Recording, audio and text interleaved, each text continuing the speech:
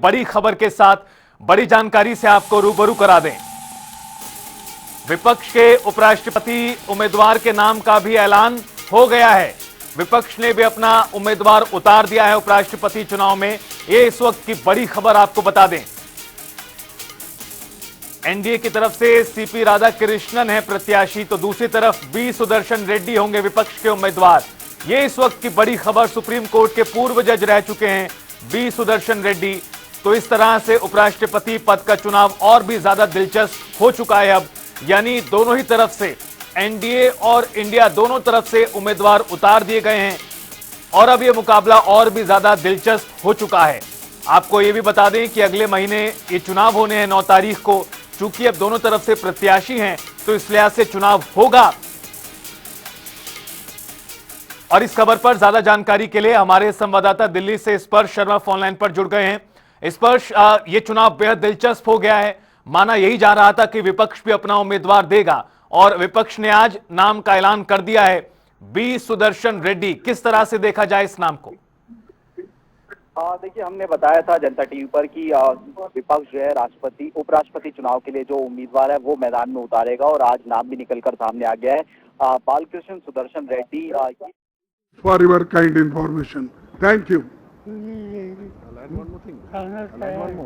ये लोगों हम ऊपर जाएंगे। Just one more point. Mr. Kharge has said everything there is. All opposition parties is the phrase he used.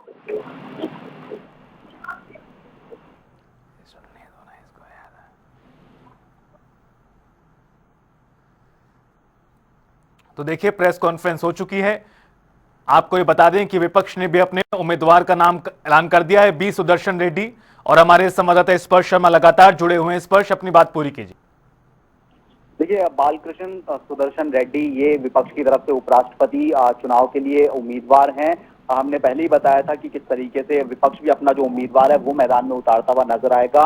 Balkrishna Sudarshan Reddy के संदर्भ में अगर बात करें, 8 जुलाई 1946 में उनका जो जन्म है वो हुआ था और उसके साथ में बीए एलएलबी की जो डिग्री है वो उन्होंने प्राप्त कर रखी है। आंध्र प्रदेश बार काउंसिल के एडवोकेट के रूप में जो है वो जो है रहे हैं। इसके साथ साथ सुप्रीम कोर्ट के अगर हम बात करते हैं तो पूर्व में जज रहे हैं।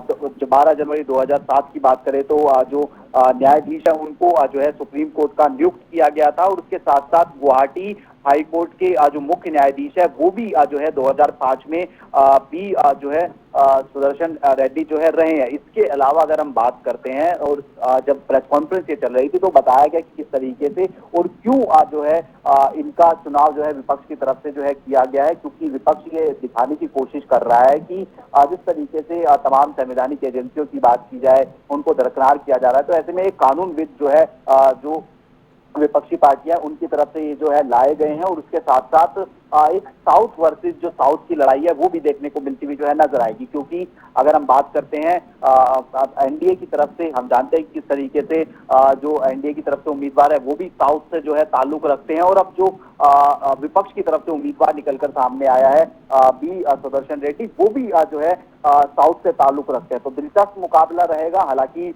अगर नंबर गेम के लिहाज से अगर हम बात करते हैं अभी भी, तो नंबर गेम के लिहाज निश्चित तौर पर जो एनडीए का पलड़ा है वो भारी देखने को मिलता हुआ नजर आता है। करीब 100 के आसपास सांसद उनके पास देखने को मिलते हुए नजर आते हैं। लेकिन अब जिस तरीके से बातचीत का दौर देखने को मिलता हुआ नजर आएगा, साउथ वर्सेस साउथ का ये जो दौर है वो देखने को मिलता हुआ नजर आएगा। तो कौन सी पार्टियां किस तरफ रुख रखती हुई नजर आएंगी, ये महत्वपूर्ण रहेगा। बिल्कुल, बहुत शुक्रिया स्पर्श खबर पर जानकारी देने के लिए। तो आपको बता दें कि अगले महीने अब ये चुनाव होंगे 9 तारीख को और उससे पहले 21 तारीख को आखिरी दिन है नामांकन दाखिल करने को लेकर। एक तरफ सीपी राधाकृष्णन जो वर्तमान में राज्यपाल हैं और दूसरी तरफ बी सुदर्शन रेड्डी, बालकृष्ण सुदर्शन रेड्डी हैं विपक्ष की तरफ से प्रत्याशी उपराष्ट्रपति पद के चुनाव को लेकर।